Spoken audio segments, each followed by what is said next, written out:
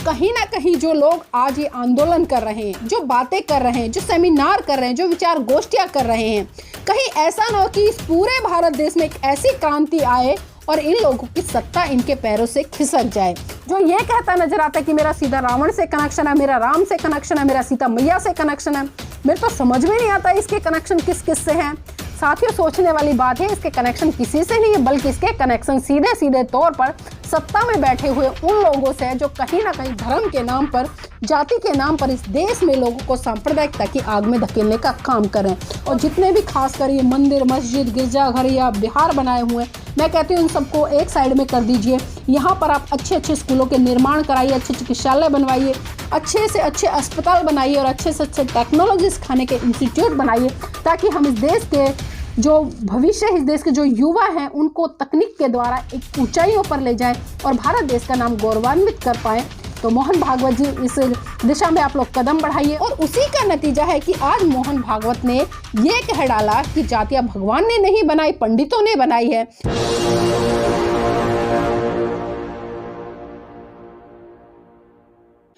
नमस्कार, आप देख रहे हैं एनबी न्यूज 24x7 नीलम बोध के साथ। जाति ना पूछो साधु की, जाति ना पूछो साधु की, पूछ लीजिए ज्ञान, मोल करो तलवार का, पड़ी रहने दो म्यान। जी हाँ साथियों, आप मेरी बातों से समझ गए होंगे कि आज मैं किस विषय पर चर्चा करने के लिए आप सबके समक्ष हूँ। साथियों, मैं बात कर रही हूँ आज जिस तरह से सुबह से लेकर सोशल मीडिया पर अब तक तमाम लोग अलग अलग तरह की अपनी टिप्पणियां दे रहे हैं, और खासकर जो टिप्पणियां कर रहे हैं या अपनी टिप्पणियां लिख रहे हैं वो किसके लिए लिख रहे हैं। आज जिस तरह से मोहन भागवत ने कहा कि जाति भगवान ने नहीं बनाई, पंडितों ने बनाई है, और आखिर ऐसी क्या जरूरत पड़ी मोहन भागवत को ये कहने की कि जो जाति है वो भगवान ने नहीं, पंडितों ने बनाई है। ये बहुत सोचने वाली बात है। जिस तरह से देश में तमाम बहुजन समाज के लोग जाग रहे हैं, बहुजन समाज में अगर मैं बात करूं तो आज साथी जो यादव समाज है वो बहुत बड़े स्तर पर खुलकर आ रहा है और आज वो स्वीकार कर रहा है कि हाँ, हम शूद्र हैं। अभी पिछले दिनों आपने जिस तरह से अखिलेश जी को सुना होगा, स्वामी प्रसाद मौर्य को सुना होगा, और जो बिहार के शिक्षा मंत्री है चंद्रशेखर जी, उनको सुना होगा। तो इन तमाम लोगों की बातें सुनकर आपको क्या लगा? आपको क्या लगा? और आपको पता चला होगा कि आज जो ओबीसी समाज है वो कितने बड़े स्तर पर जाग रहा है और जागकर किस दिशा में बढ़ रहा है। और उसी चीज को आज मोहन भागवत ने सोचा, समझा और अपनी सोच समझ से ये स्टेटमेंट दे डाली कि कहीं ना कहीं जो लोग आज ये आंदोलन कर रहे हैं, जो बातें कर रहे हैं, जो सेमिनार कर रहे हैं, जो विचार गोष्ठियां कर रहे हैं, कहीं ऐसा ना हो कि इस पूरे भारत देश में एक ऐसी क्रांति आए और इन लोगों की सत्ता इनके पैरों से खिसक जाए। और उसी का नतीजा है कि आज मोहन भागवत ने ये कह डाला कि जातियां भगवान ने नहीं बनाई, पंडितों ने बनाई है। तो सबसे पहले मोहन भागवत जी, आप एक काम कीजिए, जब आपने इतनी बड़ी स्टेटमेंट दे दी है और आपने स्वीकार कर ही लिया है कि भगवान ने कोई जातियां नहीं बनाई है, तो जितने भी लोग आपके तथाकथित ये कहते हैं कि हमें ब्रह्मा ने भेजा है, हमें विष्णु ने भेजा है, या हम उसके अवतार हैं, हम फलाना के अवतार हैं, हम ढिमके के अवतार हैं, तमाम बहुत सारी बातें ऐसी कहते हैं। और खासकर ये कहते हैं कि जो मनु महाराज है उसको तो साक्षात भगवान ने भेजा है, और वो जितनी बातें मनुस्मृति में लिखी गई हैं या जितने भी धार्मिक ग्रंथ हैं उनमें लिखी गई हैं।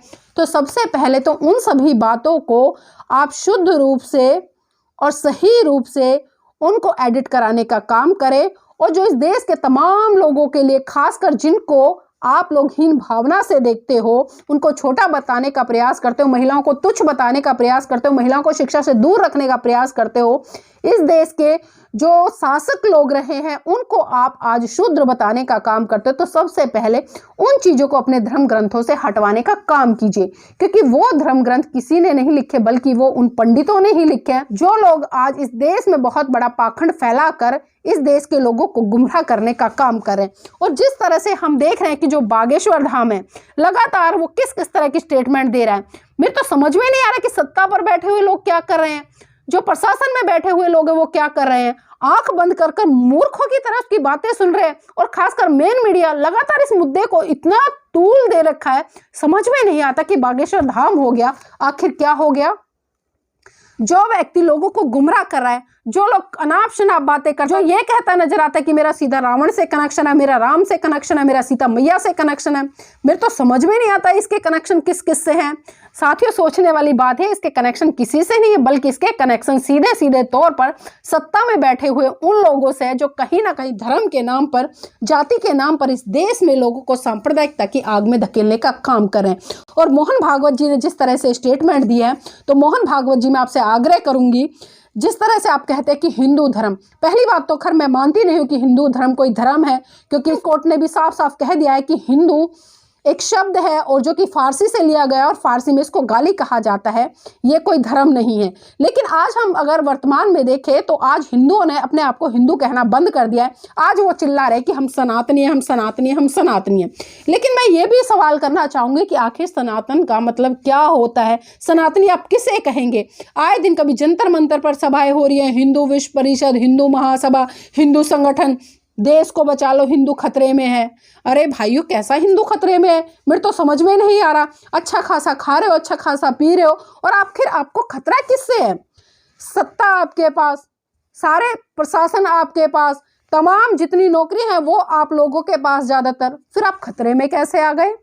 मेरे तो समझ में नहीं आ रहा कि आप खतरे में कैसे आ गए, और कौन से खतरे की बात कर रहे हो? अगर खतरे की बात करें तो जिस तरह से लोगों के ऊपर अत्याचार शोषण हो रहे हैं, जो शोषित पिछड़े आदिवासी या ओबीसी समाज के लोग हैं या मुस्लिम समाज के लोग हैं, उन पे जो अत्याचार शोषण हो रहे हैं, खतरे में तो वो हैं। आप कहाँ खतरे में? आप मंदिरों में बैठकर खूब दान बटोरने का काम कर रहे हो, आज अच्छी अच्छी नौकरियों पर आप लोग बैठे हो, तो बताइए खतरे में आप कहाँ हो?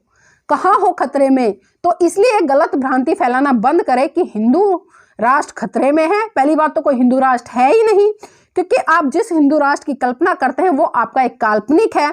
और खासकर भारत में जो लोग कहते नजर आते हैं कि भारत में यदि रहना होगा वंदे मातरम कहना होगा, हिंदुस्तान जिंदाबाद जिंदाबाद। अरे भाई, हिंदुस्तान कौन से हिंदुस्तान की जिंदाबाद कर रहे हो, और कौन से उसकी बात कर रहे हो कि भारत में यदि रहना होगा तो जय श्री राम कहना होगा? क्यों? इस देश में तमाम धर्म के लोग रहते हैं। भारत का संविधान इस देश के लोगों को यह हक अधिकार देता है कि वो अपनी मर्जी से किसी भी धर्म का पालन पोषण करे, किसी भी धर्म के विचारधारा के साथ जुड़े। लेकिन आप लोग पता नहीं आपको क्या मिर्ची लगती है, क्यों आप इतने आवेश में आ जाते हैं, और आप लोग पता नहीं क्यों, मेरे तो समझ में नहीं आता कि आखिर आप कौन सी पाठशाला से पढ़ के आते हैं। जब आपसे बेसिक मुद्दों पर बात की जाती है, आप बेसिक मुद्दों पर बात करते नजर नहीं आते। अभी जिस तरह से आपके अब्बा जो मोदी जी हैं और उनके जो मित्र हैं, प्रिय मित्र अडानी जी, अरबों खरबों रुपए का घोटाला कर गए, क्यों भाई भक्तों? तब तो आपने मुंह नहीं खोला, तब तो आप शांत बैठे हो। LIC का इतना बड़ा अमाउंट डूब गया, SBI का इतना बड़ा अमाउंट डूब गया, और वो अमाउंट किसका है? LIC का अमाउंट नहीं है, वो SBI का अमाउंट नहीं है, वो अमाउंट इस देश की जनता का है। इस देश की जनता का है, जिन्होंने अपने बच्चों के भविष्य के लिए वो पैसा जोड़कर खून पसीने की एक एक पाई को बचा कर रखा, और इन LIC वालों से अपनी पॉलिसियाँ कराई है। किसी ने जीवन बीमा पॉलिसी कराई है, किसी ने विवाह पॉलिसी कराई है, तमाम पॉलिसियाँ अलग अलग तरीके की जो कराई हैं। SBI में अपना पैसा जमा कराया, किस लिए कराया? ताकि ये मोदी के मित्र इस पैसे को लेकर भाग जाएं।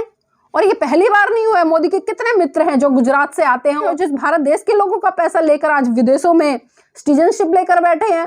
क्या किसी गरीब को आज तक आपने भागते देखा, या किसी गरीब को अमीर बनते देखा? शायद हमने तो नहीं देखा, क्योंकि साथियों हम अच्छी तरह से जानते हैं ये लोग लगातार धर्म के आधार पर, चमत्कारों के आधार पर, और हिंदू सनातन पता नहीं, मेरे तो समझ में नहीं आता किन किन चीज़ों को लेकर आते हैं, किन किन मुद्दों को लेकर आते हैं, और इन मुद्दों में इस देश की मासूम निर्दोष जनता को उलझाने का काम करते हैं। और मोहन भागवत जी, मैं आपसे आग्रह करती हूँ, अगर आपने आज इतनी बड़ी बात कह दी है तो सबसे पहले इस देश में जाति व्यवस्था को मिटा दीजिए, सबसे पहले ये काम कीजिए।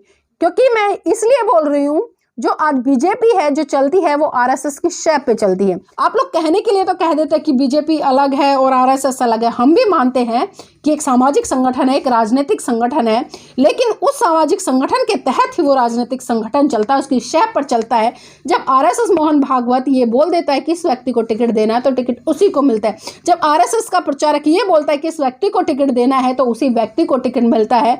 तो मुझे ये बता दीजिए कि वो आपसे अलग कैसे हो गए? तो आज आपने एक बहुत बड़ा काम तो कर दिया, आपने साफ साफ कह दिया है कि जो जातियां वो भगवान ने नहीं बनाई हैं, पंडितों ने बनाई हैं। तो सबसे पहले जो ये वर्ण व्यवस्था इस देश में स्थापित है इसको बिल्कुल खत्म करवा दीजिए। और भारत देश, मैं कहूँगी कि प्रधानमंत्री जी से या राष्ट्रपति जी से एक अनाउंसमेंट करा दे और लिखित रूप में पारित करा दे कि आज के बाद इस देश में कोई जाति नहीं रहेगी। जाति है तो सिर्फ दो ही रहेगी, एक स्त्री और एक पुरुष। सिर्फ ये दो जातियां इस देश में स्थापित होंगी, इसके अलावा कोई भी जाति स्थापित नहीं होगी। अगर मैं वैसे भाषा में जाके बात करूं तो एक मनुष्य है, एक जानवर है, ये दो जातियां भी हो सकती हैं।